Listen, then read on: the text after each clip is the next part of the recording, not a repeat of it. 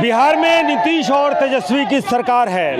वो सरकार जिसमें एक कहता है कि मैं 10 लाख नौकरियां दूंगा तो दूसरा कहता है कि 20 लाख नौकरियां दी जाएंगी। पटना के ऐतिहासिक गांधी मैदान में हजारों हजार की संख्या में नियुक्ति पत्र बांटे जा रहे हैं, लेकिन दूसरी तरफ कुछ लोग ऐसे भी हैं जो पिछले 3.5 साल से नौकरी का इंतजार कर रहे हैं और पटना में ही पिछले 21 दिनों से धरने पर बैठे हैं। और वे वैसे अभ्यर्थी हैं जिन्होंने सीटेट और बीटेट पास किया है, सिर्फ नियुक्ति का इंतजार कर रहे हैं। पिछले 3.5 साल से नियुक्ति का इंतजार कर रहे हैं और पिछले 21 दिनों से ये धरने पर बैठे हैं। और ना सिर्फ धरने पर बैठे हैं बल्कि चरणबद्ध तरीके से इनका आंदोलन चल रहा है।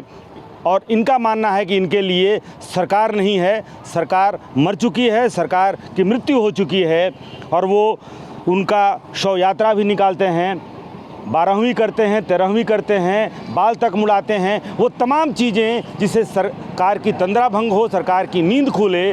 और जो गांधी मैदान में रेवड़ी की तरह नौकरियां बांटने का दिखावा हो रहा है, वो असल जो योग्य हैं, जिनकी योग्यता की परीक्षा ली जा चुकी है, जो तमाम योग्यताओं को, अर्हताओं को पास कर चुके हैं, बावजूद इसके पिछले 3.5 साल से नियुक्ति का इंतज़ार कर रहे हैं। और पिछले 21 दिनों से इसी पटना में जहाँ सरकार बैठती है, सरकार के तमाम आला अधिकारी, हाकिम, हुकाम बैठते हैं, वो सरकार जो 10 लाख नौकरियों का वादा करती है तो उसे 20 लाख भी किया जाता है। लेकिन दूसरी तरफ हजारों, कितनी संख्या होगी सीटेट और बीटेट पास जो लोग हैं? लगभग 1.5 लाख के करीब हम लोग सीटेट बीटेट पास हैं। और लगभग 3.5 साल से हम लोग यहाँ रोड पर संघर्षरत हैं। कुछ लोग 2011-12 से भी पास आउट हैं, जिनका पिछले चरण में नहीं हुआ है। और पिछले चरण में नहीं हुआ है वो भी हमारे साथ हैं। इसलिए 1.5 लाख से ऊपर भी संख्या जा सकता है, हम लोग अगर सही से आंकड़ा निकाला जाए तो। फिर भी हम लोगों को सारा अर्हता धारण करने के बाद भी बोर्ड पर नहीं पहुंचाया जा रहा है, स्कूल के रोड पर रखा जा रहा है। और रोड ही पे नहीं रखा जा रहा है, लाठियाँ भी इन्होंने खाई हैं, पानी की बौछार भी झेली है, तमाम जलालत झेल करके और सिर्फ नियुक्ति का इंतजार कर रहे हैं आप लोग। सर, हम लोग नोटिफिकेशन का इंतजार कर रहे हैं और डिप्टी सीएम बहुत आसानी से कह देते हैं कि थोड़ा इंतजार का मजा लीजिए। वो तो मजा ले सकते हैं क्योंकि वो एक राजनीति खानदान से आते हैं, लेकिन हम अभ्यर्थियों के मजा का उनको क्या समझ में आएगा। आज हमारे गार्जियन खून पसीना एक करके और हमें सक्सेस होने का सपना देखे थे। बहुत ही अफसोस के साथ कहना पड़ता है कि कई सारे गार्जियन तो इंतजार करते करते इस दुनिया से चले गए। ये कितनी ही मतलब भावुक कर देने वाली स्थिति है कि उसमें से मैं खुद भी हूँ। मेरे पिताजी मुझे सक्सेस होते हुए देखना चाहते थे, लेकिन दुर्भाग्य ये है कि मेरे पिताजी पिछले साल डेथ कर गए हैं। इस इंतजार में क्या कोई भी दुनिया का ऐसा उनके पास प्रॉपर सॉल्यूशन है? अगर मैं कल सेटल हो जाती हूँ, क्या वो मेरे पिताजी को 5 मिनट के लिए मेरे सामने वो ला सकते हैं? वो कभी नहीं ला सकते हैं। मेरे जैसे तमाम युवाओं की ये कंडीशन है। मैं तो आज यहाँ बोल रही हूँ, बहुत सारे तो अभ्यर्थी ज़िंदगी की जंग हार चुके हैं क्योंकि उनका सोचना था कि हम अपने माँ बाप का सहारा बनेंगे। और जिस तरीके से सरकार 3.5 साल से आश्वासन पे आश्वासन देने का काम कर रही है कि उनके गार्जियन ही नहीं, कई सारे अभ्यर्थी तक सुसाइड कर लिए हैं। और देखिए, और एक विकलांग अभ्यर्थी भी यहाँ पर हैं। आपने भी सीटेट पास किया है? सर, हम पास कर लिए हैं। हम सरकार से पूछना ये चाहते हैं कि हमारी गलती क्या है? या लंगड़ा होना हमारी गलती है? उनके राज में पैदा लेना हमारी गलती है? या उससे बड़ा गलती है बीएड करके गलती किए हैं? जो इतना तड़पाया जा रहा है, रोड पर उतरते मांग करने के लिए तो लाठी मार के बेहोश की जाती है, उसके बाद अरेस्ट किया जाता है और महीनों दिन बेल नहीं मिलता है। क्या ये गलती है? उनके राज में ये पलना ही गलती है? नीतीश कुमार क्या हो गए? अंधे हो गए? देखिए, दिखाइए नीतीश कुमार को, क्या ये उनको दिखता नहीं है? हम सारे अर्हता लेके यहाँ बैठे हुए हैं, पागल हैं, लखीसराय आके यहाँ बैठे हुए हैं, तभी उनको सुनाई नहीं पड़ता है, ना दिखाई पड़ता है। वो अपने किसी को बुला दे, मेरे सामने डिबेट करा लें, पता चल जाएगी हमें क्या क्वालिटी और क्या नहीं है। और वैसे सब फर्जी लोग को भर्ती करके बैठे हुए हैं स्कूल में और कहते हैं कि थोड़ा इंतजार, थोड़ा।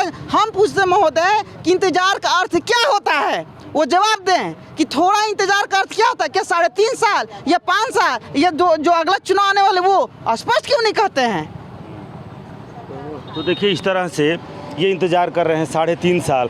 और उस पर से जुल्म क्या है, ज़रा ये देखिए कि 3.5 साल में कितने ऐसे माँ बाप हैं जो ये इंतज़ार कर रहे थे, अपने बच्चों को नौकरी करते हुए देखना चाहते थे, लेकिन वो इस दुनिया से विदा हो गए। लेकिन लड़कों को तो रोज़गार चाहिए, जिन लोगों को इस देश का भविष्य बनाना था, बच्चों का भविष्य जो संवारते, उन्हें अपने भविष्य का ठिकाना नहीं है, लिहाजा कोई रिक्शा चलाने लगा, कोई ठेला चलाने लगा। जिनको इस समाज का जो सबसे गौरवशाली पद है, शिक्षक होने का जिनको गौरव मिलता, वो खुद आज यहाँ पर आंदोलन कर रहे हैं, लाठियाँ खाने को विवश हैं, पानी की बौछार होती है, इंतज़ार का मज़ा लेने को कहा जाता है, लेकिन मज़ा क्या ले रहे हैं, रिक्शा चलाने का मज़ा ले रहे हैं, क्योंकि परिवार चलाना है, लिहाजा रिक्शा भी चलाना है।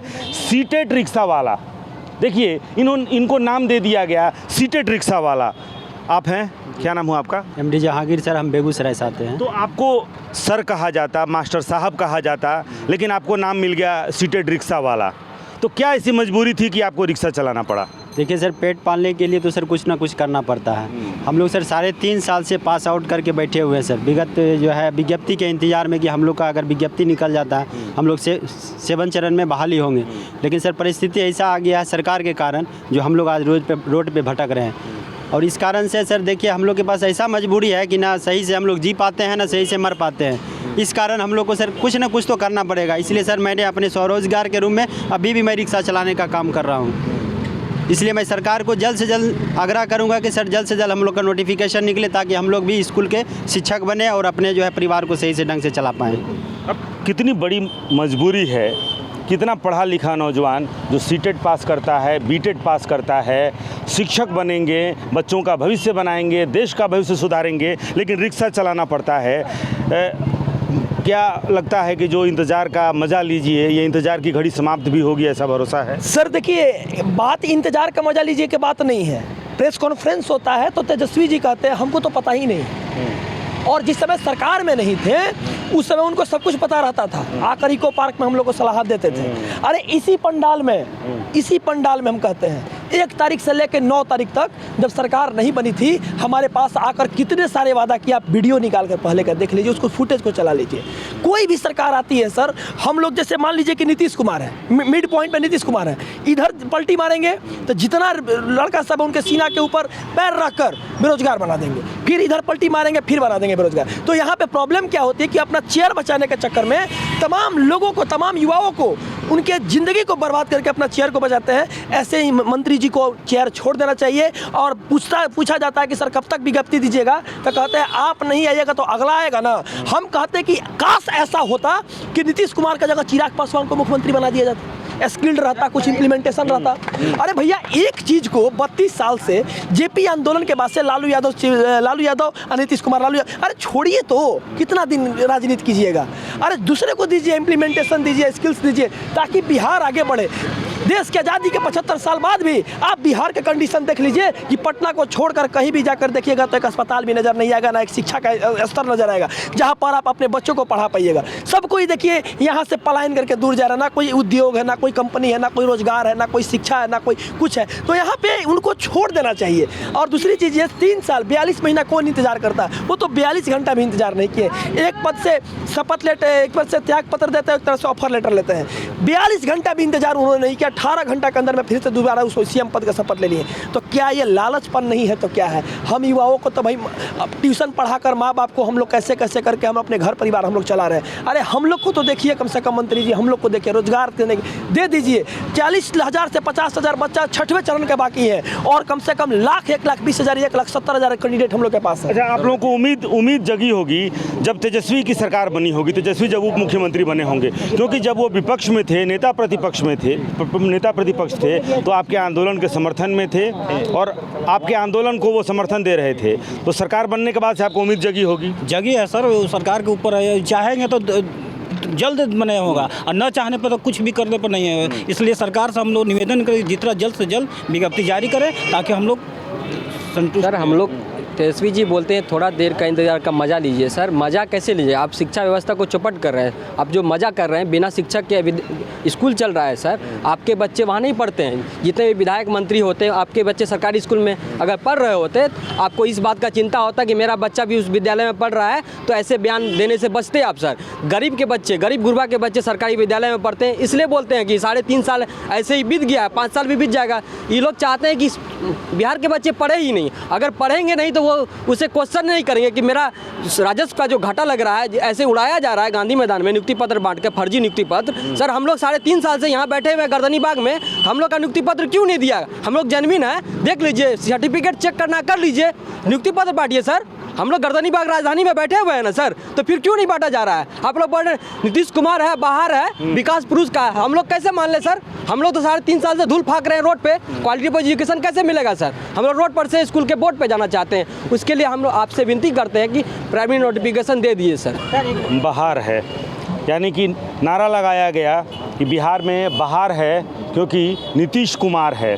नीतीश कुमार तो आज भी हैं और नौकरियों की भरमार भी है, यानी कि बिहार में बाहर है, नौकरियों की भरमार है, लेकिन यहाँ आलम यह है कि लाठियों की मार है, पानी की बौछार है, शिक्षक बीमार है और एक नौकरी की दरकार है। कैमरामैन कुणाल के साथ रुपेश कुमार, TV9 भारतवर्ष, पटना।